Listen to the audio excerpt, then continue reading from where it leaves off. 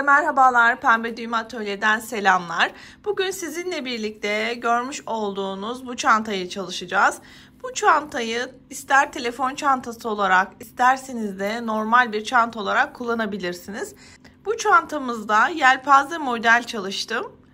Yapımı oldukça kolay. Tekniğini verdikten sonra siz rahatlıkla çantanızı örebileceksiniz. Videomuza başlamadan önce hala daha kanalımıza abone değilseniz ücretsiz bir şekilde abone olup bildirimlerinizi açmayı unutmayın ki paylaştığımız tarif videolarını, teknik videoları kaçırmayın.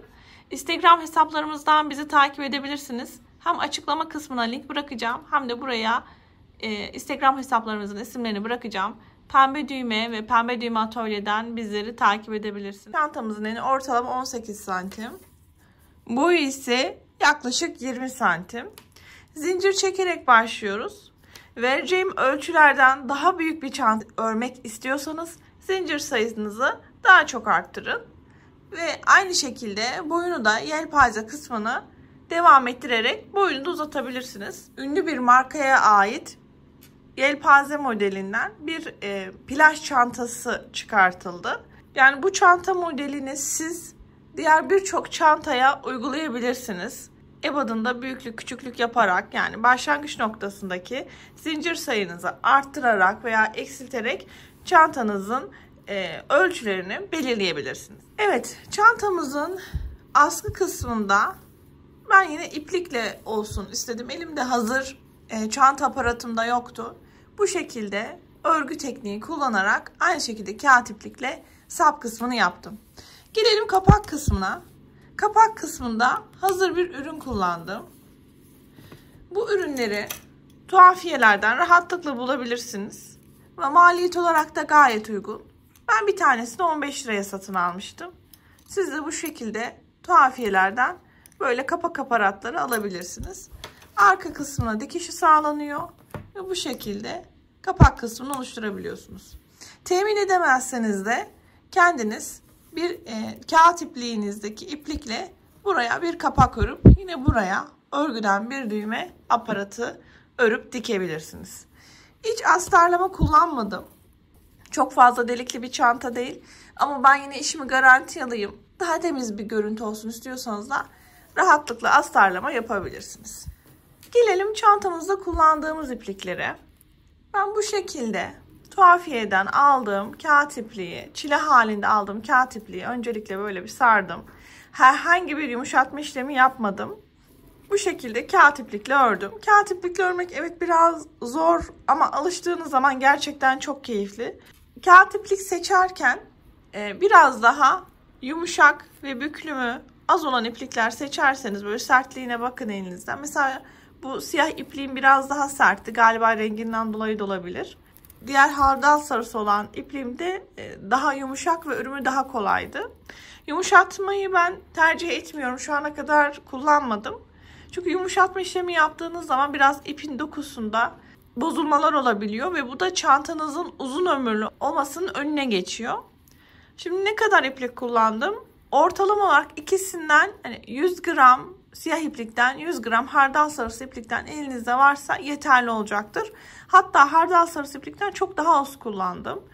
Ortalama ikisiyle birlikte 150 gram kağıt iplik fazla yeterli oluyor diyebilirim. Tığ seçimimde 3,5 milim yün tığı tercih ettim. Sizler elinizin sıklığına ve gevşekliğine göre tığ sayınızı arttırabilirsiniz. İşte 4 milim, 4,5 milim veya 3 milim tığla da örebilirsiniz. Bir makasa ihtiyacımız var tabii ki. Ve bir de bu şekilde plastik yün iğnesini. Bu iğneyi de tuhafiyelerden rahatlıkla temin edebilirsiniz. Yalnız velev ki temin edemediniz, endişe etmeyin. Ucu tok, etamin iğnesi dediğimiz iğneler de işinizi görecektir. Çantamızda kağıt iplik kullandım ama sizin elinizde kağıt ipliğiniz yok. Pamuklu makrame veya polyester makrame iplikle de çalışabilirsiniz. Hatta elinizde polyester farklı iplikler olabilir. Böyle çantalarda kullanmışsınızdır daha önce. Bu iplikleri de rahatlıkla kullanabilirsiniz. Malzemeleri saydığımıza göre o zaman buyurun hadi hep birlikte çantamızı örmeye başlayalım. Şimdi bu çantamızı yaparken siyah iplikle başladım. Videoda daha rahat görünmesi adına şimdi daha açık olan rengimle başlangıcı yapacağım ve modeli size göstereceğim. Öncelikle başlangıcında bir tane kilit işlemi yapıyorum. İpliğimi bu şekilde sabitliyorum. Şimdi buraya 27 adet zincir çekerek başlıyoruz. Zincirlerimizi mümkün mertebe aynı oranda çekelim. Yani ne çok fazla seyrek olsun ne de çok fazla sık olsun. Çok seyrek yaparsanız telefon çantanızın veya çantanızın alt kısmında delikler oluşacaktır. Bir yandan da elinizde bu şekilde sabitleyin. Biz buna kağıt iplikle örerken elle ütüleme işlemi diyoruz. Bakın bir yandan zincir çekiyorum. Bir yandan da elimle form veriyorum. 27 adet zincirimi çektim. Hemen metreyle size ölçüsünü de vereyim. Siz ona göre kendiniz ayarlayın. Ortalama olarak 17 santim dolaylarında benim zincirim. Sizler çantanızı daha büyük isterseniz zincir sayınızı arttırabilirsiniz. Daha küçük isterseniz de zincir sayısını azaltabilirsiniz. Şimdi 27 tane zincir çektikten sonra ilk zincirimi atlıyorum. İkinci ilmeğime sık iğne yaparak başlıyorum. Burada dikkat edin yaptığım işleme. Sık iğne yaparken zincirimin bakın arka kısmında bulunan bir tane ilmeğim var. Bu kısımlardan alarak sık iğne yapıyorum. Şu şekilde. Bunu yapmamın nedeni ilmeklerimin arası, yani zincirlerin ilmeklerin arası çok fazla açılmaması. Normalde nasıl yapıyorduk mesela? Şuradaki zincirin ilmeğini alıyorduk. Bunu almıyorum. Arka kısmında bakın arka lobda gözüken bir tane ilmek var. Onu alarak buna sık iğne yapıyorum. Zincirimde ilk ilmeğimi atladım. Daha sonra sık iğne yaparak devam ediyorum. Arka lobdan şu kısmındaki ilmeği alarak sık iğne yapıyorum. Yine bir yandan elimle ütüleme işlemini yapıyorum.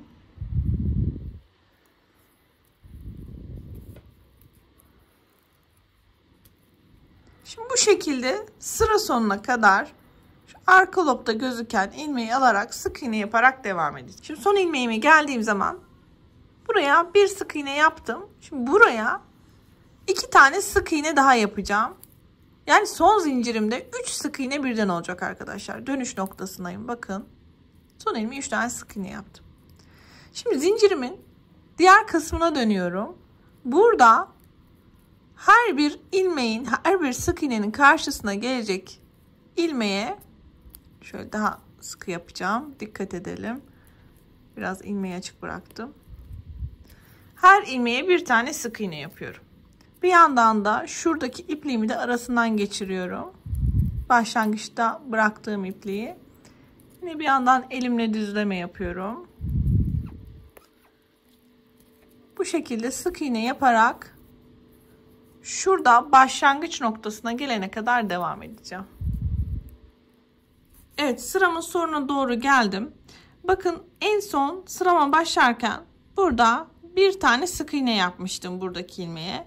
Burada yine başta ve sonda 3'er tane sık iğne olacağı için bir sık iğnemin yanına şu aynı ilmeğe 2 sık iğne daha yapıyorum. Son sık iğnemi de yapıyorum.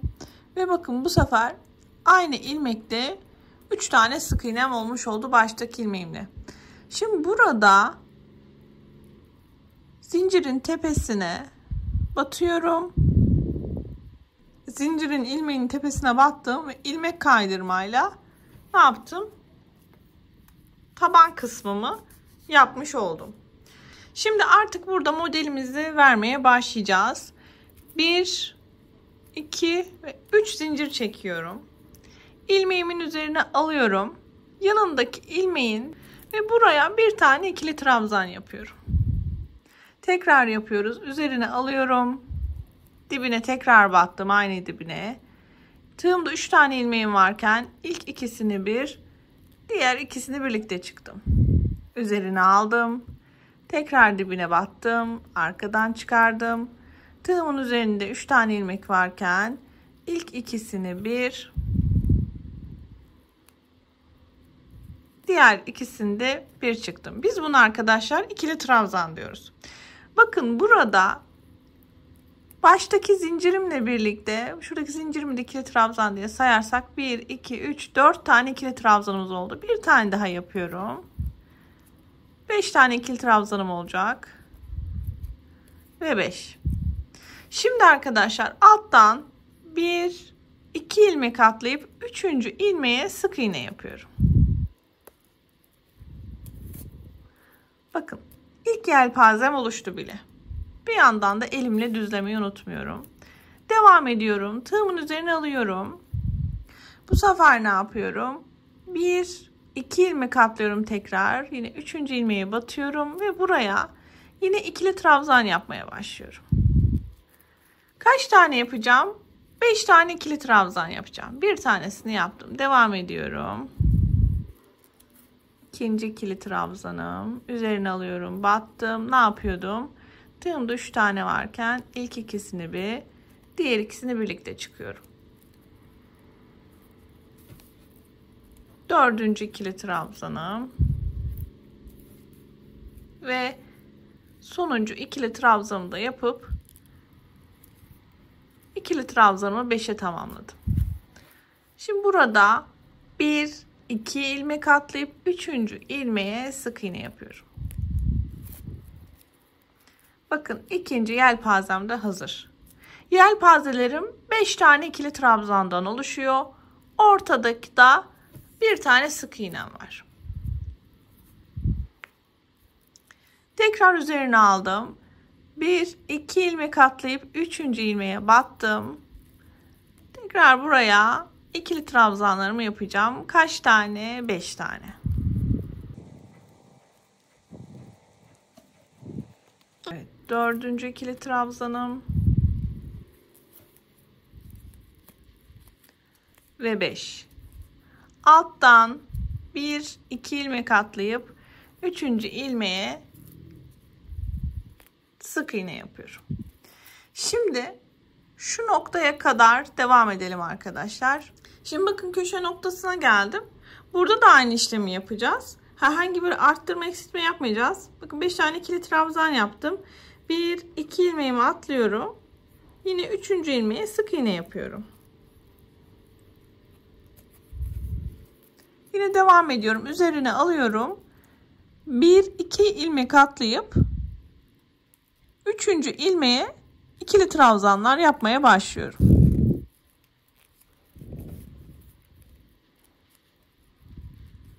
Geçiş yeri olduğu için biraz zor olabilir. Ama zaten bakın şu şekilde örgümüz dönecek. Evet, 5 tane ikili trabzan yapacağım. Aynen devam edeceğim. 2 ilmek atlayacağım. 3. ilmeği sık iğne yapacağım. Aralarda 2 ilmek var. Bir beşli ikili trabzan, bir sık iğne. Şuradaki kısma gelene kadar devam edelim. Evet, son sıraya doğru geldim. Bakın şimdi 5 tane ikili trabzanımı yaptım. Şimdi buraya bir sık iğnemi yapacağım. Ve şimdi burada 1-2 ilmek atlıyorum. Ve başlangıç noktama geldim. Burayı nasıl birleştireceğim? Hatırlarsanız 3 tane zincir çekerek sıraya başlamıştım. Şimdi hemen buradan bu zincirin tepesine batıyorum. İlmek kaydırma yöntemiyle sıramı birleştiriyorum. Birinci kısımdaki yelpaze çalışmamı tamamlamış oldum. Şimdi yapmam gereken ilmek kaydırma yaparak, bakın ilmek kaydırma yapıyorum. Yelpazemin tam orta noktasına geleceğim. 2 tane ilmek kaydırma yaptım ve yelpazemin ortasına geldim. Burada bir tane zincir çekiyorum. Ve buraya bir tane sık iğne yapıyorum. Böylelikle üst sırama başlamış oldum.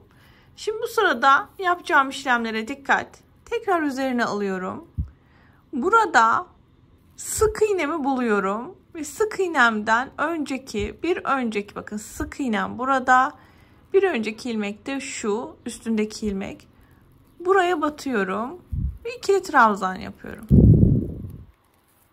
Şimdi buraya 5 tane ikili trabzan yapacağım. Birini yaptım. İkincisini yapıyorum.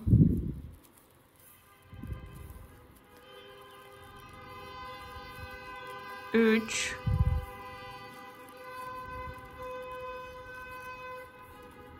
4 ve 5. Bakın 5 tane ikili trabzanımı yaptım.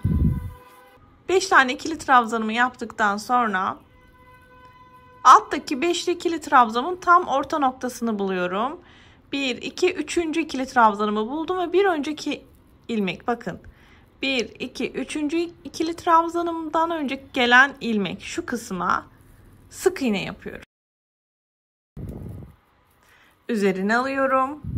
Şimdi ne arayacağım? Sık iğne. Alttaki sık iğneyi buldum. Bir önceki ilmeğim neresi? Şurası. Buraya batıyorum ve buraya 5 tane ikili trabzan yapıyorum. Yani işlemimiz arkadaşlar yine aynı şekilde 5 ikili trabzan, bir sık iğne olarak devam ediyor. Bir alt sıradan farkı, ilk başlangıç sıramızdakinden farkı şu: alttaki 5'li ikili trabzanların orta noktasını bulup sık iğne yapıyoruz. Altta bulduğumuz sık iğneyi bulup buraya da 5'li ikili trabzan yapıyoruz. 4 tane oldu ve 5. ikili trabzanımı yapıyorum. Ve bitti. Şimdi ne yapıyorum? Alttaki 5'li ikili trabzanımızın 3. ikili trabzanını bulup buraya sık iğne ile birleştiriyorum. Tekrar üzerine alıyorum. Bu sefer neyi buluyorum? Alttaki sık iğneyi bularak bir önceki ilmeğine 5'li ikili trabzan yapıyorum. Şimdi bu şekilde köşe noktaları da aynı şekilde döneceğim. Bu şekilde şu son sıranın bitiş noktasına kadar gelelim. Çünkü burada önemli bir şey anlatacağım. Sıra başlarımız önemli. Buradaki kısmı halledelim. Sonra devam edelim. Evet, sıranın sonuna doğru geliyorum. Bakın şimdi burada yine bir tane sık iğnem var altta. Buraya ne yapacaktım? 5 tane ikili trabzan yapacaktım.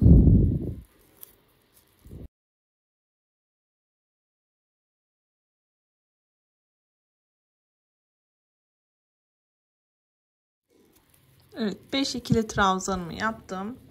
Şimdi devam ediyorum. Bakın burada sıra başlarını kaçırmayın arkadaşlar. Eğer kaçırma riskiniz varsa mutlaka bir ilmek belirleyici takın.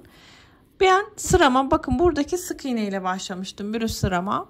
Şimdi burada 5 ikili trabzanımı yaptıktan sonra buradaki sık iğnemin tepe noktasına şöyle ilmek kaydırma yaparak bu sıramı birleştireceğim. Bakın bu şekilde ne yapıyorum? Sıramı birleştiriyorum. Ve böylelikle bu sıram da bitmiş oluyor. Kenarlarda düz bir görüntü olacak. Buna dikkat edelim. Şimdi ilmek kaydırma yaptıktan sonra ne yapıyorum? Buraya 3 tane zincir çekiyorum. Üzerine alıyorum. Tam sık iğnemin şu noktasına, dibine 2 tane ikili trabzan yapıyorum. Ve bakın böylelikle sırama başlamış oldum. Devam ediyorum aynı şekilde 5'li ikili trabzanımın 3. ikili trabzanını bulup buraya sık iğne yapıyorum. Üzerine alıyorum, devam ediyorum. Alttaki sık iğneyi buluyorum ve bir önceki ilmeğine ne yapıyorum? Buraya 5 tane bu sefer ikili trabzan yapıyorum.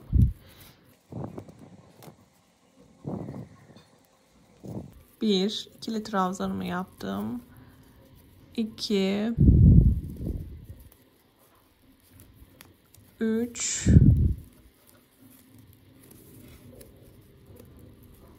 4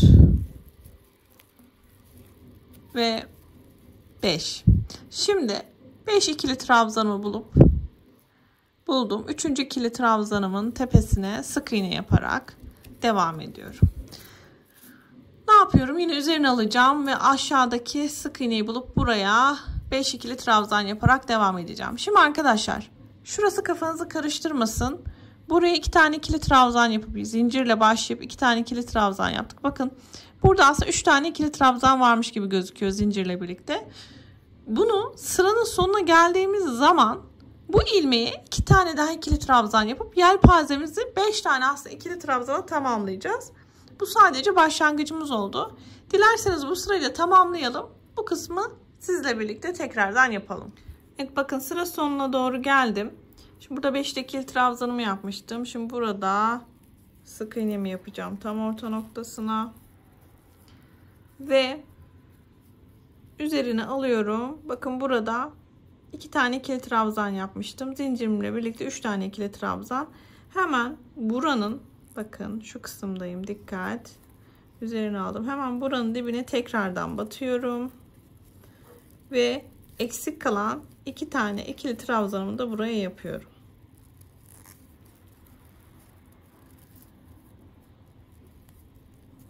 Daha sonra 3 tane çektiğim zincirin tepesine şöyle batıp ilmek kaydırmayla bu sıramı da birleştiriyorum. Böylece bakın 5 tane ikili trabzanımı da tamamlamış oldum ve bu sırayı da bitirdim. Burada nasıl başlıyorum peki? Bir tane zincir çekiyorum. Hemen bulunduğum noktaya sık iğne yapıyorum. Dibine batıyorum. Hemen ilmek kaydırma yaptığım yerin dibine batıyorum. Ve buraya bir tane sık iğne yapıyorum. Ve bir üst sıraya başlamış oluyorum. Üzerine alıyorum.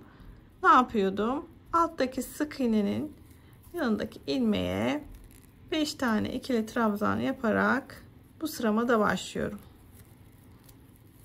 Bu şekilde 5 sık iğnemin dibine 5 ikili trabzan, aşağıdaki yelpazemin tam orta noktasına sık iğne, aşağıdan sık iğneyi 5 ikili trabzan yaparak bu sıramı da bu şekilde dönüyorum. Sıranın sonuna geldiğim zaman bakın sık iğnenin buraya ne yapacağım? Bir ilmek kaydırma yapacağım ve bir üst sıraya geçeceğim. 3 tane zincir çekip tam bu noktaya ne yapacağım? 2 tane ikili trabzan yapacağım. Zincirimle birlikte 3 tane ikili trabzan olmuş olacak. Yani sistem tamamen aynı arkadaşlar. Bu şekilde dönüyorum. Renk geçişi yapmak isterseniz renk geçişi koyabilirsiniz. Sade yapmak isterseniz sade de devam edebilirsiniz. Bu arada bir dipnot da belirteyim. Şimdi bakın bu çantamı da 27 zincir çekerek başladım. Bu çantamı da 27 zincir çekerek başladım. Bazen ipliklerde kalınlık incelik olabiliyor. Kağıt iplik de olsa. Şöyle hemen gelip göstereyim size. Bakın ebadın da boyunda birazcık bir küçülme var. Bu yüzden elinizdeki iplik de çok önemli.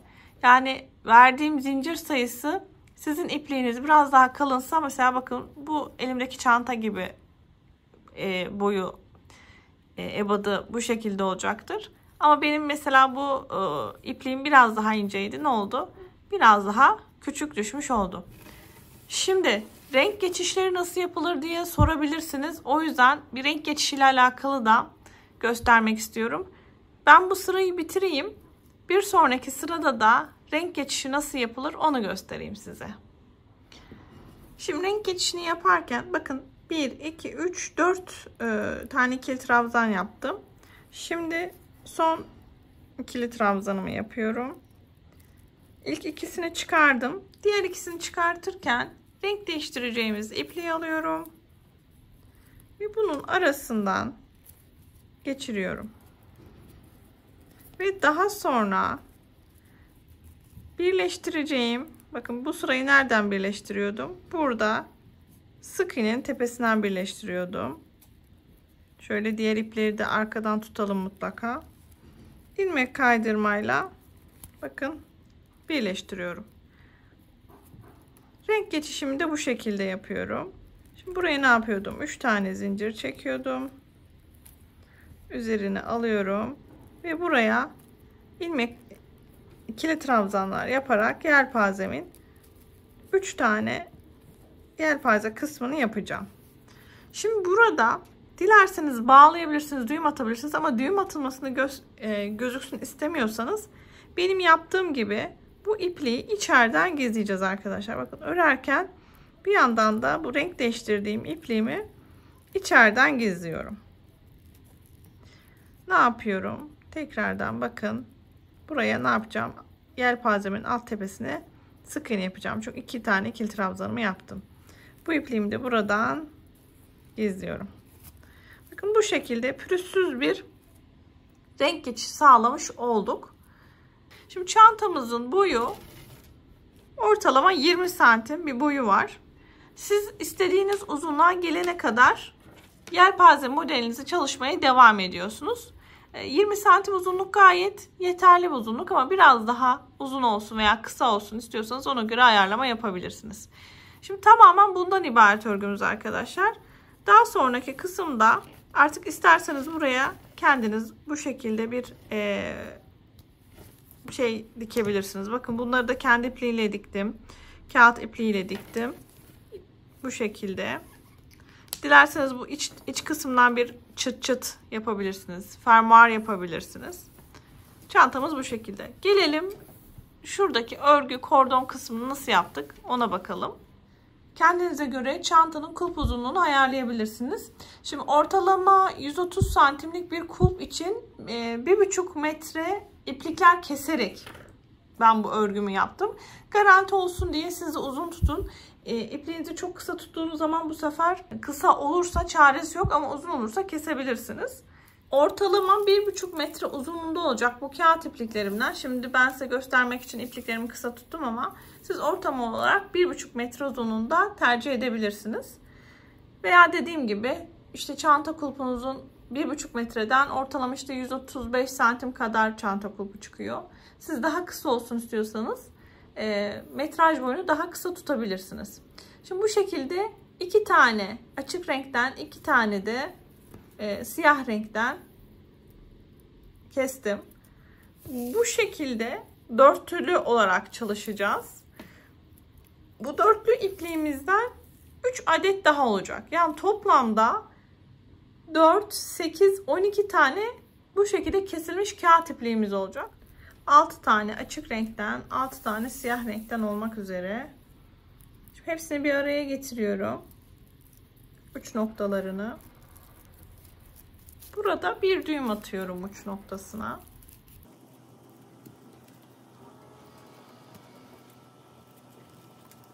Şöyle sıkıca çekiyorum elimle. Bu püskül kısmı arkadaşlar. Şimdi şöyle bir yandan da elimle düzleştiriyorum. Yani elimle ütüleme dediğimiz tekniği uyguluyorum. Tekrardan ipliklerimi ayıracağım. Bakın 2 açık renk, 2 siyah renk olmak üzere yani her bir 3 bölmede 2 açık renk, 2 siyah renkli ipliğim var. Bakın bu şekilde. Şimdi örgüme başlıyorum. Aynı saç örgüsü yapar gibi. Zaten teknik saç örgüsü arkadaşlar. Aynı kızlarınızın, çocukların saçlarını örer gibi ne yapıyorum? Bu şekilde elimle bir yandan da tutarak örgüme başlıyorum. Örgünüzü sık yaparsanız bu şekilde sık bir görüntü olur. Biraz daha gevşek yaparsanız bakın ister sık ister gevşek bir şekilde artık siz kordonunuzun nasıl olmasını istiyorsanız örgünüzü örebilirsiniz. Bir yandan böyle ipliklerinizle elinize form verin. Mesela bakın burada siyah renk geliyor. Sürekli. Onu kendi elinizle ayarlayabilirsiniz. Renklerin değişmesini istiyorsanız mesela bu şekilde iplikleri üst üste gelmesini önleyebilirsiniz. En sona kadar örüyorum. Boy uzunluğu istediğim şekilde geldikten sonra aynı şekilde arkadaşlar uç noktasına da bu şekilde düğüm atıp kordonumu tamamlıyorum. Kordonumu tamamladıktan sonra dikişlerini yün iğnesiyle yine kağıt iplik kullanarak her iki yandan bu şekilde bakın dikişi sağlıyorum. Püskülleri kenarından gözüksün diye ben bu şekilde dışarıdan diktim. Ama siz dilerseniz iç taraftan da dikebilirsiniz. Ayrıca deri kordon da kullanabilirsiniz. Yelpaze model çalışırken daha önce sizinle birlikte ördüğümüz bu şekilde sırt çantası bir modelimiz vardı. Hemen şöyle onu da göstermek istiyorum size. Bakın böyle bir sırt çantası çalışmıştık. Yine bu da yelpaze model. İç tarafı astarlı olan bir çantamız. Çok da güzel oldu. Geniş hacimli. Dilerseniz sırt çantası olarak, dilerseniz de normal bu şekilde çanta olarak kullanabilirsiniz. Yapım videosu yine kanalda var. Açıklama kısmına sizin için çantanın yapım video linkini bırakacağım. Bu şekilde büyük çantalarda örebilirsiniz. Evet, bir tarif videosunun daha sonuna geldik. Siz de benimle birlikte keyif alarak ördüyseniz lütfen beğeni butonuna basmayı unutmayınız. Instagram'dan beni takip edebilirsiniz. Kanala hala abone değilseniz abone ol butonuna basmayı unutmayınız. Abonelik ücretsiz. Videolarımızı ücretsiz bir şekilde keyifle izleyip öğrenebilirsiniz. Bir başka tarif videosunda görüşmek üzere. Hoşça kalın.